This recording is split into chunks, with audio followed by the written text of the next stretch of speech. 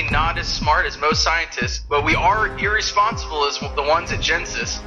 I'm Brian Banner, and we are here in the lab tonight to review the 2001 science fiction movie Rise of the Planet of the Apes. My assistant tonight is Matt Geiger.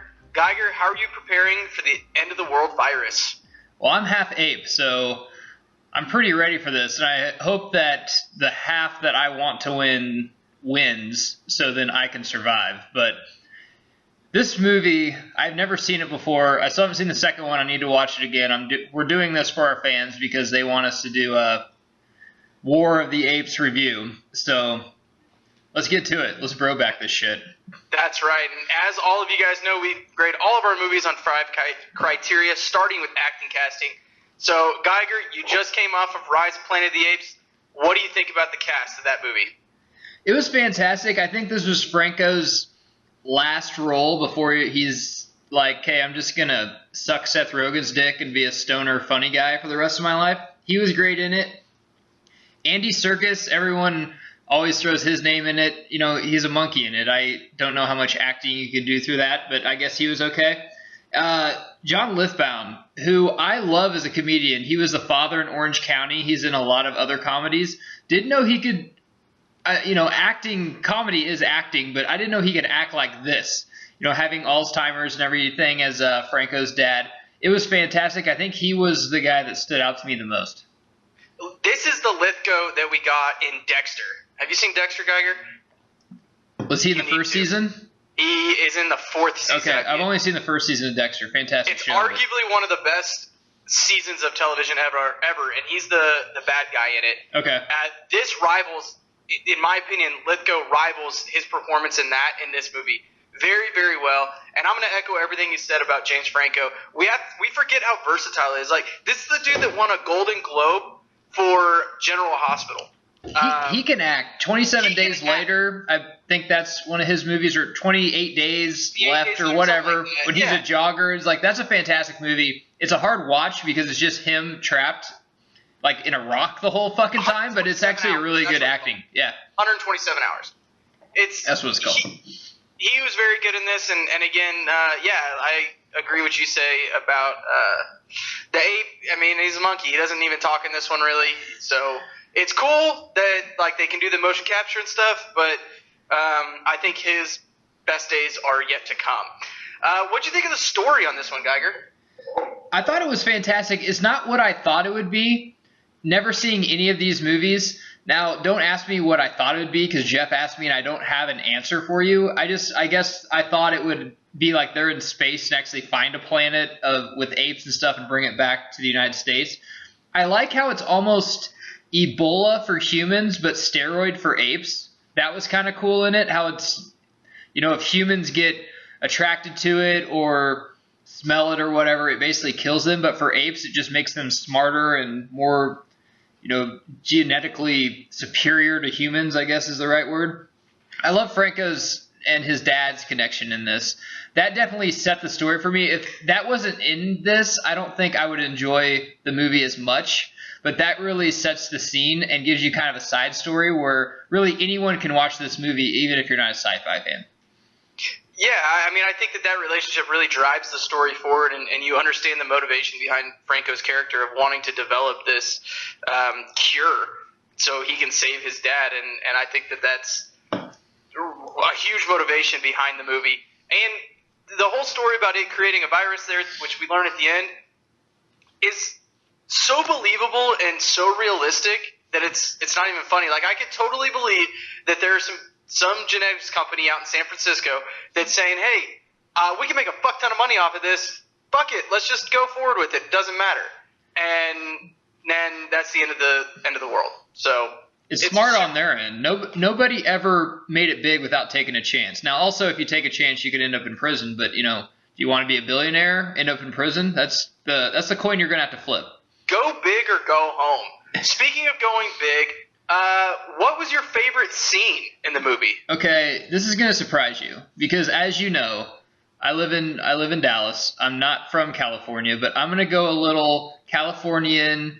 I just got done with Yogo having a kale salad on you. My favorite scene is when Caesar first went to the Redwoods.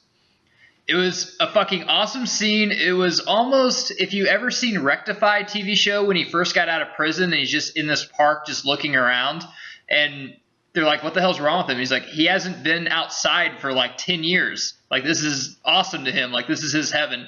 And Caesar finally got to just be an ape and climb trees and just do what he was born to do. That scene, it touched me, man. I didn't cry because, I'm not a pussy, but I almost You're did. not that so, California. Yeah. Yeah, whenever he goes and he asks permission, puts his hand out. That was cool too.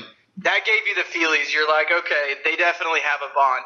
I do that to my wife every time I'm about to go golfing now. I just hold out my hand. Just hold out your hand. She's kind of, I'm like, okay, well, I'll be back.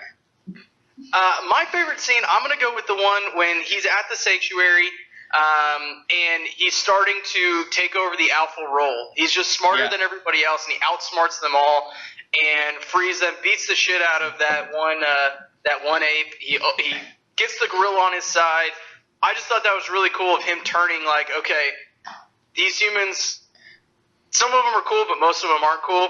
It's time for us to get out of here. It was almost like watching Shawshank Redemption for a second or some prison movie for a while. It's just like they could – they beat him up because I think that they could sense he's almost half human. But, it's the weak link. He's wearing pants, for God's sakes. But it's the weak link, so he's like, I'm going to beat this guy up, and anyone else I can't beat up, I'm just going to get the biggest, baddest dude to, be my bitch, or I'll be his bitch in prison, and I'll be set for a while, at least till, my parole hearing. Impact on pulp culture. I'll take this one first. This made us forget about Marky Mark's version from 2001, which was so fucking bad. I tried to watch it last night. I got about 20 minutes into it. And was like, Jesus Christ, this is awful. But it really revitalized this franchise and gave me hope. And I kind of see what people thought about in the 60s when these movies first came out. And they're like, oh, it's so cool. This is a cool story. I think that they can really take this up to the next level in movies to come. So I think it's pretty big, mainly because we washed that bad taste out of our mouth. What do you think, Geiger? The first movie was probably one of the greatest movies ever because it gave us the first twist ever, I believe, in cinema history when they figure out they're actually on Earth and apes just took over. That kind of set up, Star Wars and any other movie you've ever seen with the huge fucking twist, kind of Fight Club, what the fuck moment. Now, the Marky Mark one I haven't yet seen. I'll be honest with you guys. This is the first Planet of the Apes I've seen. The reason I'm seeing it is because we went to a ton of movies this summer to do movie reviews. You count them, Marvel movies, DC movies, and this trailer plays all the time, The War of the Planet of the Apes. I'm like, fuck, that trailer looks awesome. I want to see this movie. So we just decided to do some fucking apes reviews. You guys have already seen them. I haven't. This movie, for me, the impact, I don't know yet because I'm going to watch the second one tonight. We're going to see War opening night in a couple nights, but I think as I watch the trailers, it looks like they get better. So the impact on pulp culture looks like it's pretty big, actually, because there's a huge following for this. I didn't even know. Some of our fans reached out to us, and we thank you guys, and this is what we're doing for you. I'm watching the Apes movies for you guys. So going along those same lines, what about rewatchability for you? You said you've never seen them before. Are you ever going to watch this movie again? No, and it's not because it's a bad movie. It's just because it's really fucking sad, and there's enough sad shit in my life. I don't need to have this bring me down and just get that much closer to killing myself. So no, I probably won't watch it again. But The Revenant's kind of the same way. I think it's a fantastic movie, but I really don't want to watch it again. Perfect, guys. That has been our Broback review on Rise of the Planet of the Apes. Don't forget to check us out on YouTube, Bro4 Squad, Twitter at Bro4 Squad, Facebook. You can also get us at our website, bro4squad.com. Guys, for Matt Geiger, I am Brian Banner. We are out. Bro4 Squad is home. BYOB, bring your own banana.